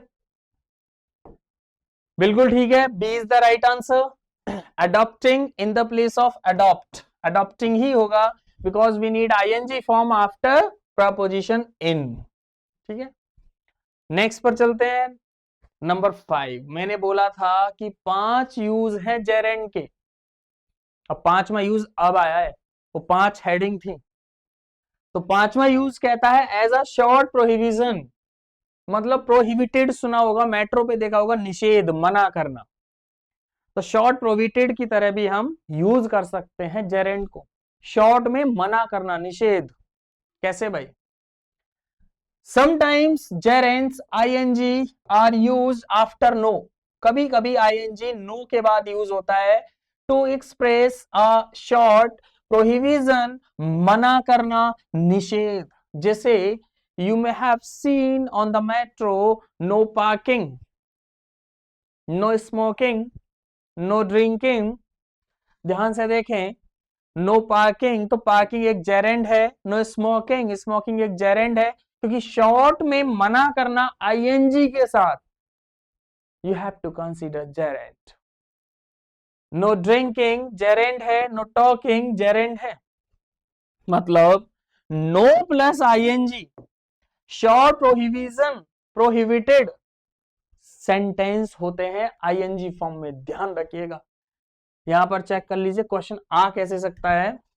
The notice board clearly, this is the A part, says no to park vehicles inside the school premises during examination hours. जिस part में गलती है that is your answer। बड़ा आसान बेटा। No के बाद infinitive use नहीं होता, 2 + V1 इंफिनिटिव होता है। तो 2 पार्क को हटा के हमें दोनों को हटा के क्या करना पड़ेगा? Parking. So that's why answer is the B. B part is mistake over here. Clear? चलिए, B is the right answer. Parking in the place of to park. एक बात याद रखिए, जब भी किसी बैंक एग्जाम की तैयारी करें तो ध्यान रखिए, बैंक का सिलेबस जेरेंड टॉपिक से शुरू होता है, नाउन बाद में आएगा, ये बात ध्यान रखिएगा। क्योंकि हमें अभी स्कॉलर नहीं बनना है। वो 30 क्वेश्चन जो आते हैं ना, हमें चुनने हैं वो क्वेश्चन कहां से आते हैं। Clear? Next sentence, there was a large sign outside the temple saying no to take photographs without permission। बताइए आंसर क्या होगा? अब ध्यान से देखें, no, no plus prohibition, prohibited, तो टू टेक नहीं होगा। To take is the wrong over here, we have to use taking. तो that's why answer is the B. B part is mistake. तो जब भी हम शॉर्ट में मना करेंगे we have to use ING form. Check करेंगे, B is the right answer, taking in the place of to take. Next, the hospital authorities have placed a board that reads no use mobile phones inside the ICU ward। अब बताइए, ये no है तो use नहीं लिख सकते, क्या लिखना पड़ेगा? यूजिंग। तो that's why error is the B part. तो B part is mistake over here. बिल्कुल ठीक है, B is the right answer. Using होगा, यूज नहीं होगा। नोट्स बनाते समय आंसर भी देख लिया करो। Next sentence, The railway station premises carry several warnings like no enter beyond this point and no loitering near the tracks. Error. You have to search the mistake. जहां गलती है वो आंसर है. ध्यान से देखें. नो तो एंटर नहीं लिख सकते क्योंकि प्रोहिबिशन कर रहा है, तो क्या हो जाएगा एंटरिंग. तो that's why error is the B part over here. तो नो प्लस जेरेंड भी होता है. ध्यान रखिएगा, B is the right answer. Entering in the place of enter. Next sentence. The teacher wrote on the board, no talk during test to maintain discipline in the classroom. You have to search the mistake. जहां गलती है वो आपका answer हो जाएगा. ध्यान से देखिए, no प्लस प्रोहिबिटेड कर रहा है तो टॉक नहीं लिख सकते. क्या लिखना पड़ेगा? टॉकिंग. तो आंसर हो जाएगा B. B is the mistake part over here. B is the right answer. No talking during test. B is the right answer. Talking होगा, टॉक नहीं होगा, ये बात ध्यान रखिएगा. अब बॉटम लाइन क्या है? मैंने बोला था ना स्टार्टिंग में, मैं टॉपिक को 3 तरीके से पढ़ाऊंगा. पहले basic. Basic has been done. Basic आपका हो गया. फिर एडवांस बताया था. अब एडवांस शुरू करेंगे. शॉर्ट नोट्स बीच में ही लिखते हैं हम. फिर पीवाईक्यूज जो बैंक के पुराने क्वेश्चन है. तो ये हमारा शॉर्ट नोट्स है. जितना भी आपने पढ़ा इसे रिकॉल कैसे करोगे स्पीड से? तो ध्यान से देखिए, आपने 5 पॉइंट पढ़े हैं 1 घंटे में. वो कौन से 5 पॉइंट्स हैं? वो कौन से 5 पॉइंट्स हैं? लिखा है at the beginning of a sentence as a subject gerund होता है. मतलब सेंटेंस के स्टार्टिंग में आईएनजी सब्जेक्ट के फॉर्म में होता है, उसे जेरेंड ही कहते हैं. Second, ing form as the object of a verb. second verb in ing form gerund होता है. मतलब verb के बाद second verb में ing वो भी gerund होता है, लेकिन object के फॉर्म में. Next, ing form as a complement वो भी gerund होता है. मतलब जो सेंटेंस के आइडिया को पूरा करे, अगर ing फॉर्म में आया तो वो भी gerund होता है. Next, ing form as an object of a preposition. मतलब preposition plus ing वो भी gerund होता है. ये कह रहा है कि जहां जहां prepositions होते हैं उसके बाद ing आता है, उसे भी gerund कहते हैं. Next, ing form in short prohibition. मतलब no plus ing उसे भी gerund कहते हैं. तो there are only 5 uses in entire gerund topic. Clear? समझ आ गया? इसे कहते हैं शॉर्ट नोट्स. साइड हो गया, स्क्रीनशॉट ले सकते हैं कि आपने बॉटम लाइन. बॉटम लाइन का मतलब है कंक्लूजन. निष्कर्ष क्या निकला 1 घंटे का? आपको 20 पेज नहीं पढ़ने, ये 5 पॉइंट आपने पढ़े हैं अभी तक. क्वेश्चन कैसे आए वो आपने देख लिया है. देखिए भाई, मैंने तो बोला था कि बेसिक जब हो जाएगा तो मैं आपको एडवांस पढ़ाऊंगा. तो we would start advance part. तो बेसिक ऐसा था, तो एडवांस और भयानक होगा. तो शुरू करते हैं, देख लीजिए. रूल 1. अब यह रूल्स आ जाएंगे इंग्लिश में. एडवांस का मतलब क्या है? कोई एडवांस मैथ नहीं है, ये इंग्लिश है. तो रूल से शुरू होगा. Possessive adjectives. सर पता नहीं क्या बोल रहे हो आप. पजेसिव एडजेक्टिव्स कौन से होते हैं? बेटा डेली पढ़ते हो. जब जब इंग्लिश पढ़ोगे पजेसिव एडजेक्टिव हर टॉपिक में काम आएगा. क्या होता है सुनिए. आर यूज्ड बिफोर जेरेंड या आईएनजी बोल दीजिए. मतलब जहां जहां आईएनजी होगा या जेरेंड होगा उसके पहले, बिफोर का मतलब पहले, क्या यूज होगा जेरेंड के पहले? Possessive adjectives. ये होते कौन से हैं? My, our, your, his, her, its, their. और इसमें एक और जोड़ लीजिए, apostrophe S is also possessive adjective. तो कितने हो गए? 1 2 3 4 5 6 7 8. कितने हो गए? 8. अब कोई आपसे पूछे what do you mean by possessive adjectives, तो English is not a current affairs. बता देना 8 होते हैं. कौन से होते हैं? एक बार स्क्रीनशॉट ले लीजिए. तो मैं कह रहा हूं अगर आपको जेरेंड मिलता है या आईएनजी मिलता है, बात एक ही है। जस्ट बिफोर ऑफ जेरेंड क्या यूज होगा? इन 8 में से कोई एक सेंटेंस विल बी राइट। अगर कोई एक मिला तो आ जाइए भाई। छोटा सेंटेंस है, बताया ना, पहले बेसिक फिर धीरे धीरे टफ। पढ़िए, I don't like you coming late. बेटा कमिंग एक जेरेंड है, या मैं इसे आईएनजी बोलूं, बात एक ही है। उसके पहले क्या यूज होता है? क्या यूज होता है बेटा? आई just told you, possessive, possessive adjective. This is the rule 1। यही तो है रूल 1। अब सर पजेसिव एडजेक्टिव कौन से होते हैं? मैं फिर से लिख दूं, my, your, his, her, its, their, our, apostrophe s is also। तो देर आर 8। 8 होते हैं बच्चे, इनमें से कोई एक। आप मुझे बताइए, कहीं यू दिख रहा है आपको? नहीं, लेकिन यू के परिवार से कौन दिख रहा है? योर। तो आंसर क्या होना चाहिए बच्चे? Your coming late. I hope you may have understood. समझ गए या नहीं समझे? बड़ा आसान है। तो जब आईएनजी होगा उसके पहले एडजेक्टिव्स यूज होंगे। पूरा नाम पजेसिव एडजेक्टिव्स। चलिए भाई, योर कमिंग बिल्कुल ठीक। इन the place of you coming लिखता हूं नेक्स्ट स्लाइड पे ताकि आप नोट्स बना सके। Next sentence, please excuse me. ये तो कहीं भी बोल देते हैं, कमिंग लेट।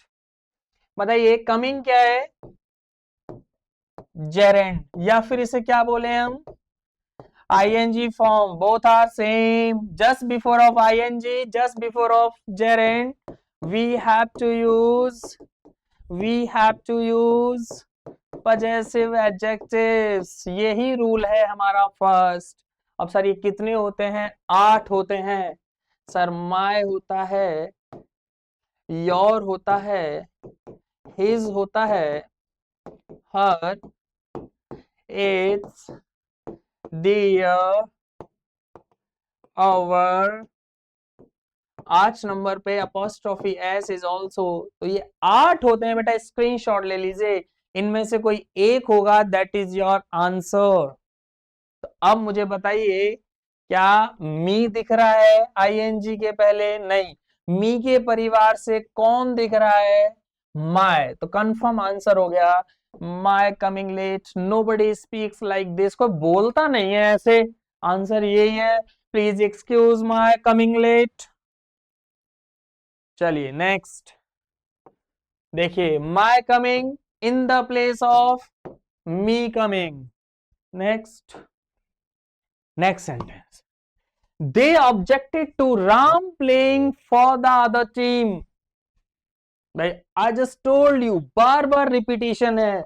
जब जब आईएनजी आएगा या दूसरी भाषा में इसे क्या बोलेंगे? जेरेंड। तो उसके पहले क्या यूज होगा? क्या यूज होगा उसके पहले?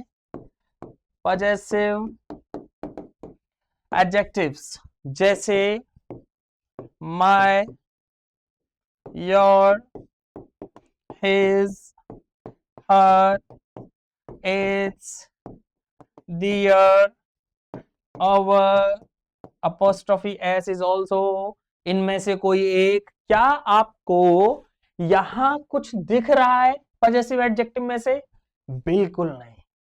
तो sentence should be meaningful. Sentence meaningful होना चाहिए। तो बताइए, अगर मैं यहां ऐसे लिख दूं, राम्स प्लेइंग, क्या ये सेंटेंस करेक्ट नहीं हो गया? ध्यान से देखिए, apostrophe S is also possessive adjective लिखा है मैंने लास्ट में, चेक करो यहां। ये भी तो पजेसिव एडजेक्टिव होगा। तो क्या हो जाएगा? They objected to Ram's playing for the other team. चलिए, Ram's playing in the place of Ram playing, because apostrophe S is also possessive adjective. Next slide पे मैं इलेबोरेट करता हूं ताकि नोट्स बनाते समय प्रॉब्लम ना हो। आ जाइए भाई, bank PO means Canara bank का क्वेश्चन है। पहले अलग अलग होते थे, तो पुराना क्वेश्चन है। जरा सॉल्व कीजिए। Firstly you have to read carefully. आप सबसे पहले इसे ध्यानपूर्वक पढ़ेंगे। बस बताइए आंसर क्या हो गया, जल्दी फटाफट। We admire him attempting to climb the summit in such bad weather। भाई मुझे बताइए अटेम्प्टिंग क्या है? Attempting is the ING form, या इसे हम जेरेंड बोल सकते हैं? तो बताइए जेरेंड के पहले आई जस्ट टोल्ड यू, मैंने क्या पढ़ाया था? वी हैव टू यूज, बार बार बोल रहा हूं, पजेसिव एडजेक्टिव्स कौन से होते हैं? 8 होते हैं। कौन से फिर से लिखेंगे? प्रैक्टिस इज इसेंशियल, ध्यान रखिए, फिर से लिखेंगे। ये आपके पजेसिव एडजेक्टिव्स होते हैं। अब मुझे बताइए क्या हिम दिख रहा है वहां पर? कहीं नहीं दिख रहा।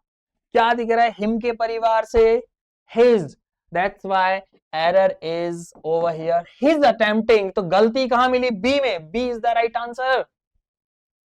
तो वन थिंग इज क्लियर, जहां आईएनजी होगा, जहां आपका जेरेंड होगा, just before of ING form we have to use possessive adjective in 8 में से कोई एक। क्लियर? चलिए एक बार आंसर देखिए, बी बिल्कुल हिज हो जाएगा in the place of him, because we need possessive adjective before ING form, क्योंकि आईएनजी के पहले हमें पजेसिव एडजेक्टिव की जरूरत है। Next sentence SBI bank PO का है, फटाफट सॉल्व कीजिए। You have to read carefully. The director disapproved of him submitting the confidential data to an external agency without obtaining prior authorization from the board। कहानी वही है, submitting ING form, या इसे हम क्या बोल सकते हैं? जेरेंट। बात एक ही है, just before of gerund, just before of ING form we have to use possessive adjectives. अब पजेसिव एडजेक्टिव्स कितने होते हैं? फिर से वही, my, your, his, her, its, their, our. कितने हो गए? 8 होने चाहिए। Apostrophe S is also possessive adjective. अब मुझे बताइए क्या यहाँ पजेसिव एडजेक्टिव है? नहीं है। हिम तो नहीं है कहीं भी, लेकिन हिम के परिवार से हिज दिख रहा है। तो एरर कहाँ है बेटा? ए पार्ट में हिम नहीं होगा। क्या होना चाहिए answer? His. I hope you must have understood. आप समझ गए होंगे अब अच्छे से। आ जाइए, आंसर इज द ए। बिल्कुल ठीक है, his is the right in the place of him, because we need possessive adjective before ING form. Clear? चलिए नेक्स्ट सेंटेंस, आईबीपीएस पीओ में पूछा गया है बेटा, the HR manager appreciated you maintaining the decorum of the workplace even during stressful situations when others failed to do so। Where is the mistake? That is your answer। जहां गलती है वो आपका आंसर है, फटाफट आंसर दीजिए बेटा। फिर से वही, maintaining is the ING form, या इसे हम क्या बोले? जेरेंड। और आपको पता है जेरेंड या आईएनजी फॉर्म के पहले क्या यूज होता है? We have to use possessive adjectives. मैं फिर बोल रहा हूं बेटा, ध्यान रखिएगा, अगर मैं किसी टॉपिक को पढ़ाऊंगा तो उसका अस्तित्व मिटा दूंगा, और ये बात मैंने शुरू में बोली थी। टॉपिक फिनिश करना it's not a big deal, exam में क्या है उसको जानना, उसकी रिक्वायरमेंट को जानना ही बिग डील होती है बेटा। और पजेसिव एडजेक्टिव्स क्या होते हैं? My, your, his, her, its, their, our. apostrophe s is also possessive adjective। so one thing is clear, don't use you before ing form, we have to use possessive adjective। अब you में कहीं possessive adjective है? बिल्कुल नहीं है बेटा, your होता है possessive adjective। तो आंसर क्या होना चाहिए? your होना चाहिए। तो that's why error is the a part is mistake over here। clear? a बिल्कुल ठीक है, a is the right answer। your in the place of you नहीं होगा, your होगा, because we need possessive adjectives before ING form. Clear? तो आप ये check कर सकते हैं। अब ये हमारा रूल 2 है, रूल 1 हमारा फिनिश हो गया, ये हमारा रूल 2 है। एक बार इसे रीड कीजिए, स्क्रीनशॉट भी लीजिए।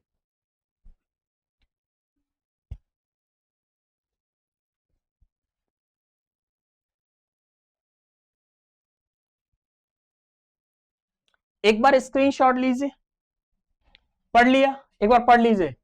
क्या लिखा है? Gerund ING form is used after these words phrases. बेटा ये जो वर्ड्स हैं, ये जो फ्रेजेस हैं, इन सबके बाद आईएनजी फॉर्म यूज होगा, ऐसा बोला जा रहा है। क्लियर? तो ये कौन कौन से हैं जो येलो में दिख रहे हैं ना, उनको एक बार रीड कीजिए, और येलो के बाद उसका हिंदी और इंग्लिश में मीनिंग भी लिखा है। बेटा ये एक ऐसा रूल है, ये एक ऐसा रूल है, कोई एग्जाम नहीं छोड़ा इसने।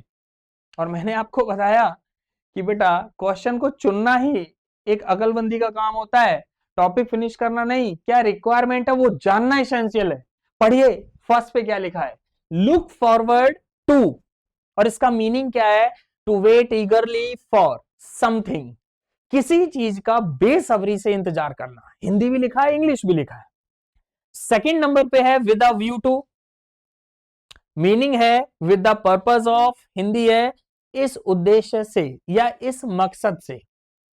थर्ड नंबर पे है टेक टू, इसका मीनिंग है टू डेवलप अ हैबिट और लाइकिंग फॉर समथिंग, कुछ भी हो सकता है, किसी चीज की आदत लग जाना या लगाव होना। फोर्थ है एडिक्टेड टू, बहुत आया एग्जाम में, एडिक्टेड विद करके दे देता है ना, इसमें प्रपोजिशन फिक्स होती है, एडिक्टेड टू एग्जाम में देता है एडिक्टेड विद, तो ये भी एरर बनता है, ध्यान रखिए। लुक फॉरवर्ड के साथ फॉर लगा देगा यहां, आप ध्यान रखेंगे टू आता है, इसमें कुछ हटा नहीं सकते, कुछ जोड़ नहीं सकते, ध्यान रखिए। तो एडिक्टेड टू का मीनिंग है dependent on something usually bad, किसी चीज का आदी होना या अक्सर बुरी चीज का होता है, उसी के लिए यूज करते हैं एडिक्ट होना। अकस्टम्ड टू, कई बार एग्जाम में आया अकस्टम्ड विद, तो ध्यान रखिए टू फिक्स है, हटा नहीं सकते। फैमिलियर विद यूज टू, किसी चीज का आदत हो जाना जिसके बिना वो नहीं रह सकता, क्योंकि इसका मतलब भी हैबिट से होता है। 6 नंबर पे है habituated to, having a habit of something, आदत पड़ जाना। 7 नंबर पे फेड अप विद, इसका मीनिंग है अनॉयड ऑफ बोर्ड, बोर हो जाना, ऊब जाना, तंग आ जाना, विद समथिंग, किसी के साथ में। 8 नंबर पे है ऑब्जेक्ट टू, जिसका मीनिंग है टू अपोज समथिंग, विरोध करना, आपत्ति करना, अपोज आप जानते ही हैं। 9 नंबर पे है is am are was were plus use to, इसका मतलब है is am are was were के बाद अगर यूज टू है तो उसका मीनिंग है बी फैमिलियर विथ समथिंग, किसी चीज का आदी हो जाना, वही हैबिट फॉर्मेशन में हो गया। अर्निंग टू 10 नंबर पे, जिसका मीनिंग है बिकॉज ऑफ, ड्यू टू, या किसी के रीजन से, किसी की वजह से। तो ये आपके 10 फ्रेज या 10 वर्ड्स यहां पर हो गए, ध्यान रखिएगा। और इन सभी के बाद आईएनजी फॉर्म का यूज होता है, मैं आपको बताऊंगा कैसे। चलिए नेक्स्ट 11 टू 20 एक बार पढ़ेंगे। गिवन टू का मीनिंग है इंक्लाइन टू, या बोल सकते हैं एडिक्टेड टू, किसी चीज की आदत या झुकाव हम बोल सकते हैं हिंदी में। नेक्स्ट है टेकन टू, है ना, become fond of something. 13 number पे है prone to, likely to suffer from something. 14 number पे है डिवोटेड, किसी के लिए समर्पित हो जाना, डेडिकेट हो जाना, लॉयल हो जाना, हिंदी और इंग्लिश दोनों में, ध्यान रखिए। नेक्स्ट एडमिट का मीनिंग वही है स्वीकार करना, एक्सेप्ट, और फिनिश हो गया avoid, delay, deny, detest. Detest का मतलब है टू हेट वेरी मच, नफरत करना किसी से, ठीक है। ये 20 तक हो गया। 20 के बाद 21 देखेंगे, एंजॉय जानते ही हैं, excuse, forgive, mind, prevent, resent, इन सबके मीनिंग लिखे हुए हैं। रीजेंट का मतलब है to feel angry about something unfair, बुरा लगना, नाराज होना। कांट स्टैंड का मीनिंग है डिसलाइक करना, ठीक है।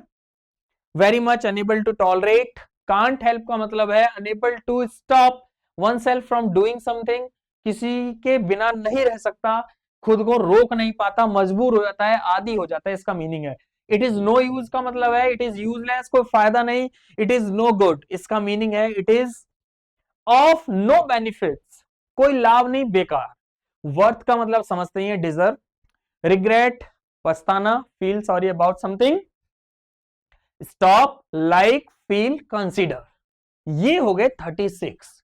और ये 36 वर्ड्स हो या ये फ्रेज हो, इनमें कुछ फ्रेज है कुछ वर्ड्स है, इन सब के बाद जेरेंड का यूज होता है, you can say ING form. ध्यान से देखेंगे, सेंटेंस आपके सामने है, the board of directors is looking forward to receive the final audit report before announcing the company's annual results next week. But एक फ्रेज था look forward to, look forward to, तो look forward to के बाद किसका use होगा, receiving.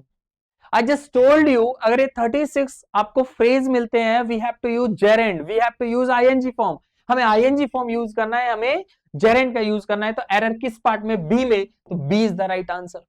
तो 36 phrase को रटना नहीं है, इनकी प्रैक्टिस कर लेना, बार बार इनकी रीडिंग करना है। ऐसा बोला गया है अगर आप एक टॉपिक को 5 बार पढ़ें तो मुझे नहीं लगता कोई आपको हराने वाला है, लेकिन 1 घंटे ही पढ़ के छोड़ दें और एक ही बार पढ़ के छोड़ दें तो भूलोगे कंफर्म, ये भी लिखवा लीजिए। तो प्रैक्टिस इज एसेंशियल, प्रैक्टिस बहुत जरूरी है बेटा। बी आंसर हो जाएगा, रिसीविंग होगा in the place of receive, receive नहीं होगा, ध्यान रखिएगा।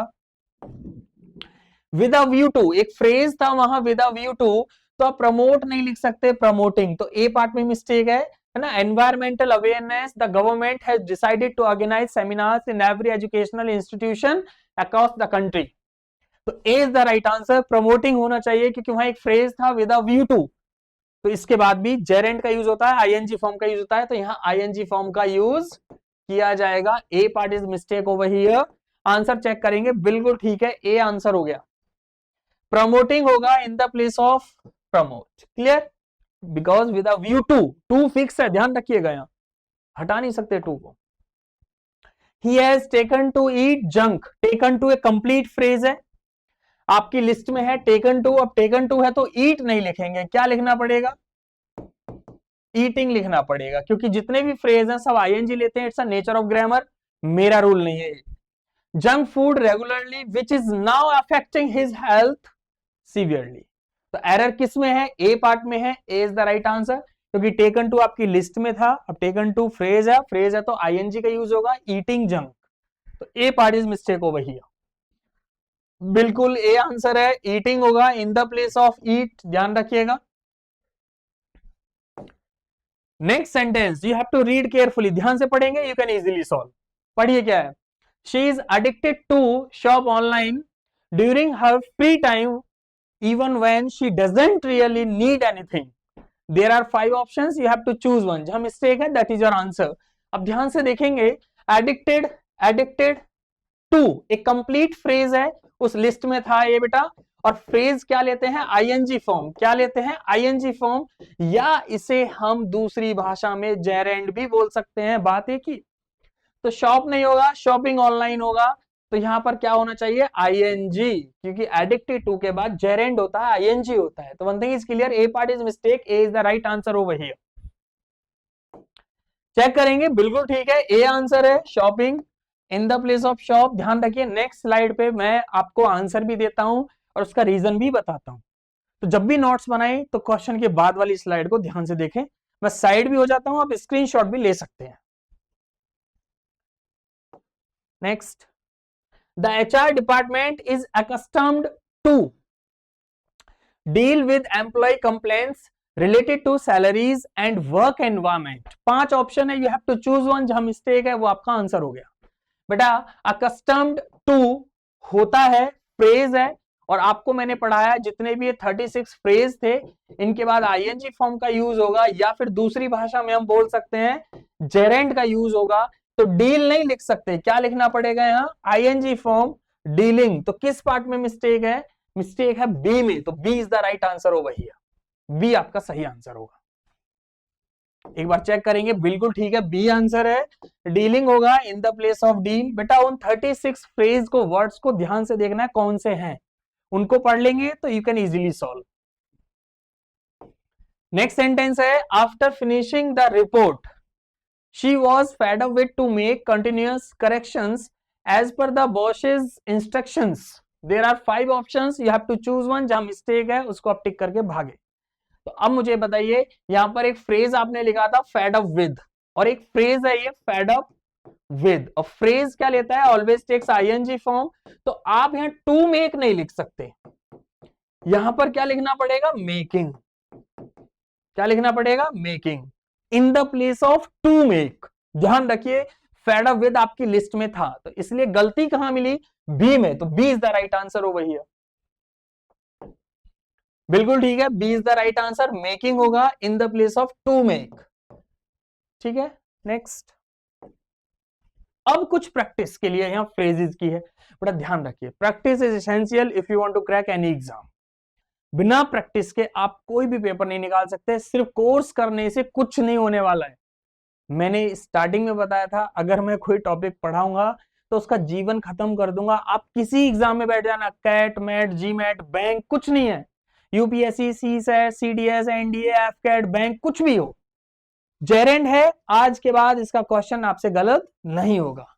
समझिए, आई कांट हेल्प एक फ्रेज की लिस्ट में है, जो 36 वर्ड्स थे उस फ्रेज में है कांट हेल्प। अब कांट हेल्प है तो ड्रिंक नहीं लिख सकते, क्या लिखना पड़ेगा, drinking so much. First wrong हो गया। नेक्स्ट पढ़ेंगे, mister Irfan had joined the academy with a view to. तो उस लिस्ट में विद अ व्यू टू एक फ्रेज था, तो with a view to carry नहीं लिख सकते, क्या लिखेंगे, कैरिंग। तो ध्यान रखें, फर्स्ट रॉन्ग हो गया, सेकंड राइट हो गया। Carrying on research for an excellent career. Clear. फिर से ये प्रैक्टिस के लिए, फॉर द प्रैक्टिसिंग, ये छोटी सेंटेंस प्रैक्टिस के लिए रखता हूं मैं, ताकि चीजें याद रहे। लुक फॉरवर्ड टू, मीट नहीं लिखोगे, क्या लिखोगे, मीटिंग। तो सेकंड ठीक हो गया।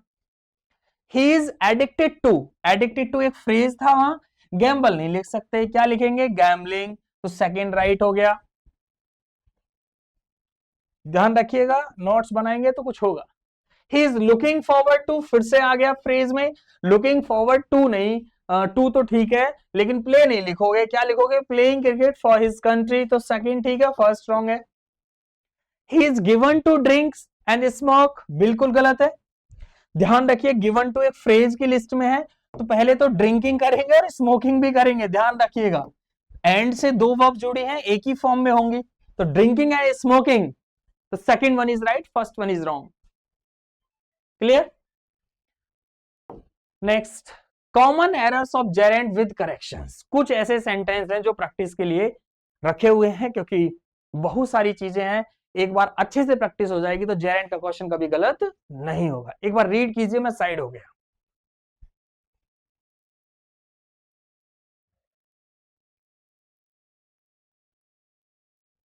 There are students who can't help to laugh when they see someone slip on a banana skin. But एक बात बताइए, फ्रेज लिखा था आपने कांट हेल्प, तो अब टू लाफ नहीं लिख सकते, क्या लिखना पड़ेगा, लाफिंग, क्योंकि लिस्ट में था कांट हेल्प। वो 36 का जो लिस्ट है उसे ध्यान से पढ़िएगा। तो हमारा फर्स्ट रॉन्ग है और सेकंड हमारा राइट है।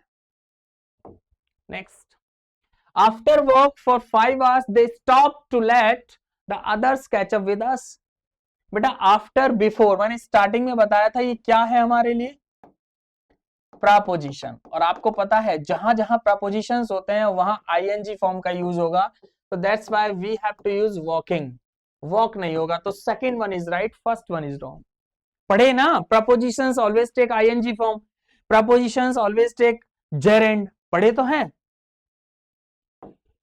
Next, Son has no intention of to go that film. He couldn't bear to seeing my favorite actress. फिर से कहानी वही, ऑफ क्या है, एक प्रपोजिशन है, और जहां प्रपोजिशंस होता है वहां इंफिनिटिव नहीं आता, क्या आता है, जेरेंड आता है। तो दैट्स व्हाई फर्स्ट रॉन्ग है, second one is right. We have discussed already, हम कर चुके हैं कि जहां प्रपोजिशंस होता है उसके बाद जेरेंड का यूज होगा, आईएनजी फॉर्म का यूज होगा। Next, you should avoid to travel, ये आपकी 36 वाली लिस्ट में था अवॉइड वर्ड। अब अवॉइड वर्ड है तो टू ट्रेवल नहीं होगा, क्या होगा, avoid travelling in the rush hour. तो हमारा फर्स्ट रॉन्ग है, सेकंड राइट है। तो ये 36 वर्ड्स आईएनजी फॉर्म लेते हैं, जेरेंड लेते हैं, बार बार बोल रहा हूं, ध्यान रखिए। इनकरेक्ट क्या है, पढ़िए, they wanted money to purchase certain things themselves for donated to their colleagues. ध्यान से देखिए बेटा, ये फॉर क्या है, एक प्रपोजिशन है, propositions always take ING form, तो आप डोनेटेड नहीं लिख सकते, क्या लिखेंगे, डोनेटिंग। तो फर्स्ट हमारा रॉन्ग है, सेकंड हमारा राइट है। बार बार बोल रहा हूं, practice is essential if you want to crack any exam, ध्यान रखिएगा। Next, Rani never thinks of get out of your way, she expects you to work round him. बेटा ऑफ क्या है, फिर से एक प्रपोजिशन है, अब propositions always take ING form, तो आप गेट नहीं लिखोगे, गेटिंग लिखोगे, getting out of your way. तो एरर कहां पर है, गेट, ठीक है, ये रॉन्ग हो गया सेंटेंस, ये राइट है, second one is right, first one is wrong. तो ध्यान रखिए, प्रीवियस वाले रूल्स भी हम रिवीजन में ले आए ना, पढ़े हैं ना, propositions always take ING form, propositions always take gerund, बात एक ही है। Coaches have the advantage of draw on their personal experiences and providing their players with unique inputs. फिर से कहानी वही है, ऑफ एक प्रपोजिशन है, propositions always take ING form, तो ड्रॉ नहीं लिख सकते, क्या लिखना पड़ेगा, ड्रॉइंग लिखना पड़ेगा। That's why first one is wrong, second one is right. तो जहां जहां प्रपोजिशंस होगा वहां आईएनजी फॉर्म होगा, हम डिस्कस कर चुके हैं, क्वेश्चन को देखते चले, अच्छे सेंटेंस है for the practicing. Next, the firemen could not succeed in rescue the child although they could put out the fire, put out होता है बुझाना, है ना, put out एक फ्रेज है, तो in rescue लिखा है बेटा, in एक प्रपोजिशन है, propositions always take ING form, तो रेस्क्यूइंग करना पड़ेगा, तो इसीलिए हमारा सेकंड तो ठीक है, फर्स्ट हमारा रॉन्ग है, ध्यान रखेंगे। यहां लिख भी देता हूं मैं, ये इनकरेक्ट है, ये आपका करेक्ट सेंटेंस है, यहां भी देख लिया करो, clear. Next, he is looking forward to, फिर से रिपीट हो गया, लुकिंग फॉरवर्ड टू, मीट नहीं लिख सकते, मीटिंग लिखना पड़ेगा, first wrong, second right. Next, do you mind, mind 36 की लिस्ट में था, तो हेल्प नहीं लिखेंगे, helping me with the task, first wrong है, सेकंड राइट है, क्लियर। ये 36 वाली लिस्ट को पढ़ना है, बार बार बोल रहा हूं बेटा, है बार बार बोलने की आदत होगी। अब ये बैंक पीओ 2010 का क्वेश्चन है, पढ़िए, 5 ऑप्शन है, you have to choose one, where is the mistake, that is your answer, यही तो करना है। स्लो पढ़ें, A B C D slow पढ़ें, और आपको मान लीजिए एरर नहीं मिला तो नो एरर को भी टिक करेंगे, मान लीजिए there is no mistake in this sentence, your answer E, फिर तो ई आंसर हो जाएगा। जल्दी बताइए आंसर क्या होगा। The actor loves to think, never enjoys stick to one kind of role and finds it difficult to fulfill everyone's expectations. बताइए जल्दी से, 5 ऑप्शन है, you have to choose one. Enjoy word वहां पर था, enjoy, delay, deny, detest 36 की list में, तो ध्यान रखिए स्टिक नहीं लिखेंगे, क्या लिखना पड़ेगा, स्टिकिंग, आईएनजी फॉर्म, वो 36 वर्ड्स आईएनजी फॉर्म लेते हैं, ध्यान रखिए। तो किस पार्ट में मिस्टेक है, मिस्टेक है बी में, तो B is the right answer, clear, बड़ा आसान है, बिल्कुल ठीक है, B is the right answer. Enjoy sticking in the place of enjoy stick, because enjoy always takes ING form, enjoy word हमेशा आईएनजी फॉर्म का यूज लेता है बेटा, वो 36 का लिस्ट काम आएगा। अब ये बड़ा खतरनाक पॉइंट है, नॉट, ऐसा कोई एग्जाम नहीं जहां ये नहीं पूछा गया हो, ध्यान से सुनिएगा।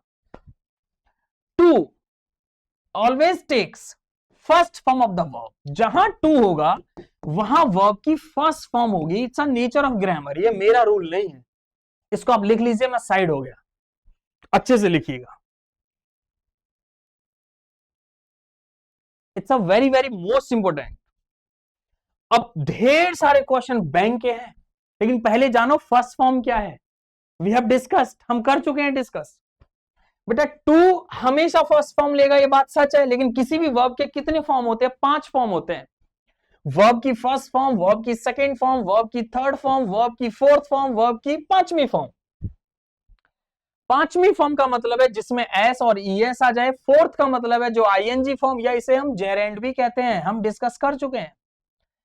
सेकंड और थर्ड हमेशा हम पिटे हैं, ये याद ही करनी होती है, सेकंड और थर्ड। और फर्स्ट कौन सी होती है, जो हमारी डिक्शनरी में है, बिना बदलाव किए जितने भी एक्शन है, you have to consider first form, तब ध्यान रखेंगे 2 के बाद फर्स्ट फॉर्म आएगा। तो यहां लिखा भी है a verb in its original, जो अपने आप में ओरिजिनल है, अनचेंज्ड, जिसे बदला नहीं है। Dictionary form is called first form of the verb, जिसमें कुछ बदलाव नहीं करेंगे वो फर्स्ट फॉर्म होगी। जैसे मैंने बोला प्ले, ये फर्स्ट फॉर्म है। मैंने बोला वॉक, ये फर्स्ट फॉर्म है। मैंने बोला डू, ये फर्स्ट फॉर्म है, कुछ बदलाव नहीं है। जैसे ही मैंने बोला प्लेज, ये पांचवी फॉर्म है। और मैंने बोला प्लेइंग, आईएनजी, तो ये आपकी फोर्थ है। तो ध्यान रखेंगे फर्स्ट फॉर्म का मतलब है जहां कुछ बदलाव ना हो, ओरिजिनल हो अपने आप में, वो फर्स्ट फॉर्म है। और टू जहां होगा वहां वर्ब की फर्स्ट फॉर्म होगी। ध्यान से देखिए, क्वेश्चन आपके सामने आईबीपीएस 13 का है, ध्यान से देखिए। The government has announced plans to creating 1 million new training places. There are 5 options, you have to choose one. जहां मिस्टेक है दैट इज योर आंसर। ध्यान से देखिए, टू दिया है, अब टू के बाद आईएनजी फॉर्म नहीं आएगा, ये एरर बन गया, आंसर हो जाएगा क्रिएट। तो B is the right answer, B part is mistake over here. तो ध्यान रखेंगे जहां टू होगा वह वर्ब की फर्स्ट फॉर्म आएगी। क्लियर? एक बार चेक करेंगे, आंसर बिल्कुल ठीक है। ये इनकरेक्ट क्या है? Plans to creating. करेक्ट क्या है? Plans to create. B answer है, बिल्कुल ठीक है। करेक्ट सेंटेंस बन जाएगा the government has announced plans to create 1 million new training places. ये आपका सही सेंटेंस है। चलिए नेक्स्ट सेंटेंस आईबीपीएस 14 का है, ध्यान से देखिए क्या है, पढ़िए। People enthusiastically participated in the run for Ganga programme organised to creating awareness about the need for pollution free river. तो there are 5 options, you have to choose one. ध्यान से देखिएगा, यहां पर टू क्रिएटिंग, देखिए सेंटेंस दूसरे एग्जाम में आया है, अप्रोच वही है। टू हमेशा फर्स्ट फॉर्म लेगा, तो क्रिएटिंग नहीं होगा, टू क्रिएट होगा। तो बी पार्ट में मिस्टेक है, B is the right answer. Approach वही है, एग्जाम का नाम बदल गया, आईबीपीएस में आ गया। एक बार चेक करेंगे, बिल्कुल ठीक है, बी आंसर है। इनकरेक्ट क्या है आपका? Organised to creating. करेक्ट क्या है आपका? Organised to create. Correct sentence क्या पढ़िए, people enthusiastically participated in the run for Ganga program organized to create awareness। ये आपका सही सेंटेंस। नेक्स्ट एसबीआई 14 का क्वेश्चन है, ध्यान से देखिए। Keeping in mind that power cuts are on different days in different areas, the change in the factory law would enable individual factories within an area determining their own weekly holidays। there are 5 options, you have to choose one। ध्यान से देखिएगा, यहां पर अगर हम ध्यान से देखें तो एरर की अगर हम बात करें तो एक बार फिर से रीड, बड़ा सेंटेंस है। और सर हम तो डर गए, कैसे सॉल्व हो गए? तो बहुत बड़ा सेंटेंस है, कैसे सॉल्व करेंगे? कुछ नहीं करना, वही तो अप्रोच चल रही है। टू दिया है ना, टू ऑलवेज टेक्स V1, तो डिटरमाइनिंग नहीं लिख सकते। क्या होगा? डिटरमाइन फर्स्ट फॉर्म आएगी। किस पार्ट में मिस्टेक है? डी में। D is the right answer over here. बड़ा आसान है, ध्यान से देखिए, D is the right answer. To determining नहीं होगा, टू डिटरमाइन होगा। आपको पता है ना फर्स्ट फॉर्म क्या आती है? जिसमें कुछ बदलाव ना करें वही फर्स्ट फॉर्म होती है। चलिए LIC AA 15 का क्वेश्चन है, भाई बैंक लेवल का ही पेपर होता है LIC की अगर हम बात करें तो। ध्यान से देखिए क्या है question. As part of its efforts to strengthening its balance sheet, the banks plans to raise over 15,000 million through a share sale. बेटा फिर से मुझे दिख रहा है टू ऑलवेज टेक्स V1, तो स्ट्रेंथनिंग नहीं लिखेंगे, स्ट्रेंथन होना चाहिए। किस पार्ट में मिस्टेक है? बी में। B is the right answer. To always takes V1, ध्यान रखिएगा, बिल्कुल ठीक है। बी इनकरेक्ट क्या है? To strengthening. करेक्ट क्या है? To strengthen. ध्यान से देख लीजिए, मैं साइड हो जाता हूं नोट्स बनाने के लिए, स्क्रीनशॉट है, ये सब ध्यान रखना है। नेक्स्ट बैंक पीओ 15 का क्वेश्चन है, ध्यान से पढ़िएगा क्या है। Amendments in the Land Acquisition Act will take the country a step closer to achieve the dream of providing houses to everyone by 2022। There are 5 options, you have to choose one। फिर से देखिए यहाँ क्या है, to always takes V1, तो आप achieved नहीं लिख सकते, ईडी लग गया, या तो ये सेकंड फॉर्म है, थर्ड फॉर्म है, तो अचीव होना चाहिए। किस पार्ट में मिस्टेक है? सी में। C is the right answer over here. C is the right answer. Closer to achieved गलत है, इनकरेक्ट है। करेक्ट क्या बनेगा? Closer to achieve. नेक्स्ट, हाँ बैंक पीओ 15 का क्वेश्चन है, ध्यान से रीड कीजिएगा क्या है, पढ़िए। Cold day conditions continue to prevails in the national capital with the maximum temperature settling 6 degrees below normal at 15.6 degrees Celsius। The minimum temperature settled 3 degrees below normal at 5 degrees Celsius. There are 5 options. You have to tick. Where is the mistake? जहां mistake है टिक करके भागो. तो क्या लिखा है बेटा? 2 always takes V1. तो S वाली फॉर्म मैंने आपको पढ़ाया था, वो 5वीं फॉर्म होती है, पढ़ाया था.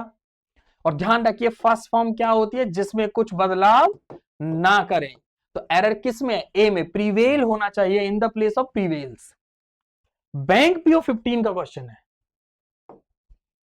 ए पार्ट में मिस्टेक है. A is the right answer. Incorrect बन जाएगा आपका कंटिन्यू टू प्रीवेल्स. बिल्कुल रॉन्ग है. करेक्ट बन जाएगा continued to prevail. Clear? Next IBPS 16 का क्वेश्चन है. ध्यान से देखिए, सारे क्वेश्चन बैंक के हैं और बैंक की अप्रोच निकालना बहुत बड़ी बात है. जेरेंट से 3 से 4 क्वेश्चन हमेशा आते हैं.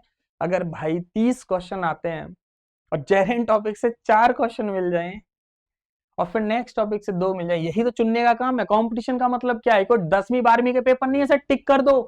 कहां से मोस्ट इंपोर्टेंट आएंगे? ये वो पेपर नहीं है, ये कंपटीशन है. कहीं से भी आएगा, लेकिन इनको चुनना, इसी के लिए कोचिंग की जरूरत पड़ती है कि आपके लिए किसी टीचर ने मेहनत कर रखी है. पढ़िए जल्दी से फटाफट. Ultimately the only way to sustain a competitive advantage is to grade up it. बेटा आंसर देखिए, 2 ऑलवेज टेक्स V1. सस्टेन्ड नहीं होगा, ईडी नहीं आएगा, सस्टेन आएगा. बी पार्ट में मिस्टेक है. B is the right answer.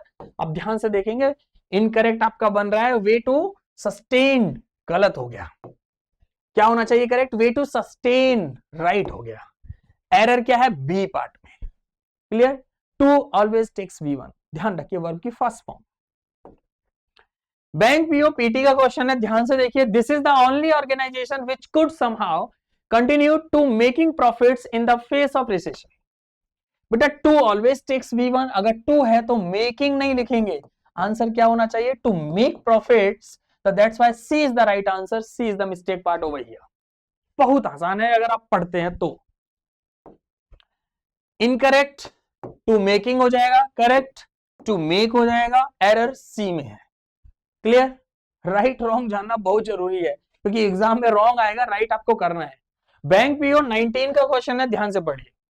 The doctor has advised him to lay in bed at least for 2 weeks.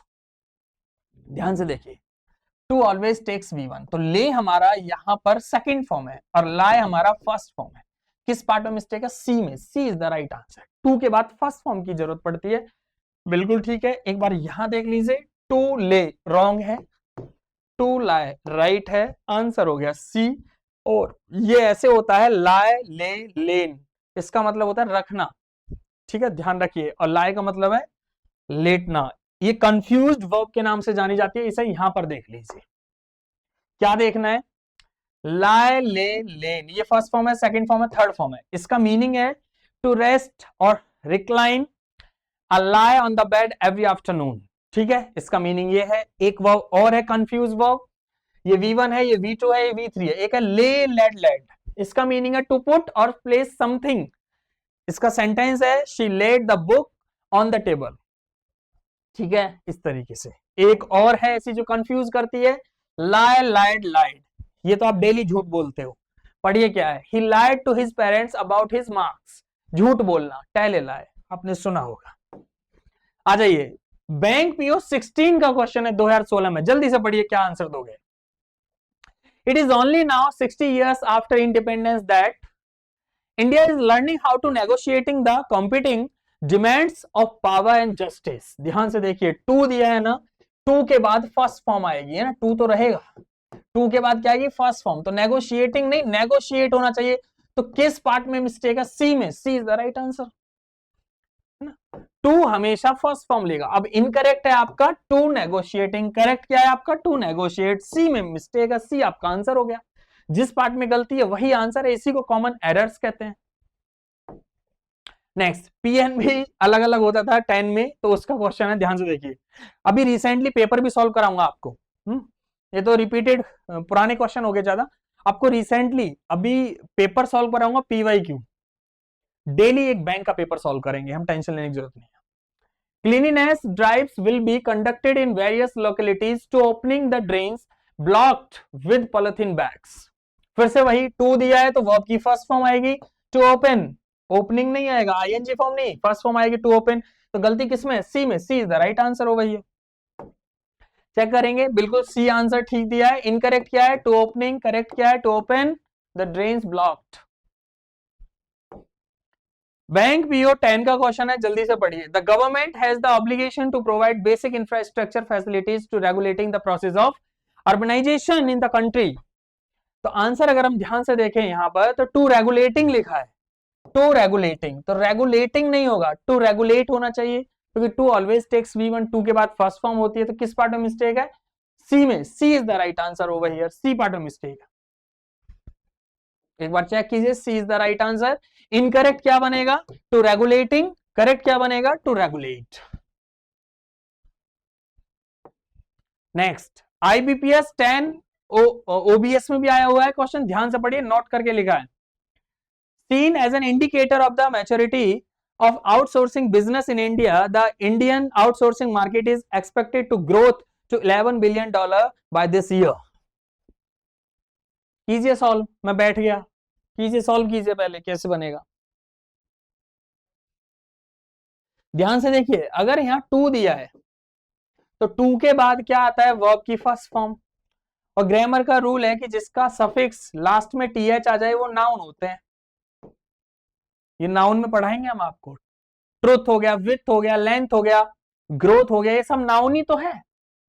तो ध्यान रखिए, हमें क्या चाहिए, फर्स्ट फॉर्म। तो ग्रोथ को, ये तो हो गया ग्रोथ, जिसे हम नाउन के नाम से जानते हैं। हमें चाहिए वर्ब की फर्स्ट फॉर्म। तो अब मुझे बताइए मैं क्या लिखूं, ग्रो। ग्रो हो गया वर्ब की फर्स्ट फॉर्म। तो एक बात तो समझ आ गया, टू के बाद फर्स्ट फॉर्म चाहिए, तो ग्रोथ तो नाउन है, तो ग्रो करना पड़ेगा। किस पार्ट में मिस्टेक है, ग्रो करना है, इन the place of growth. D part में मिस्टेक है, D is the right answer.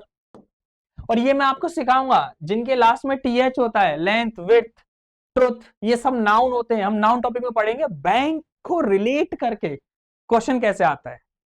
तो आंसर डी हो जाएगा।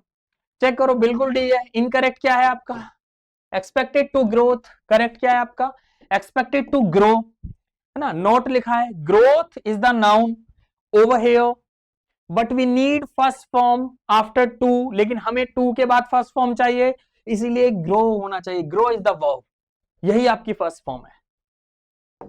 Next, bank PO 17, Tarun was the one person who could somehow manage to working in the department for such a long time.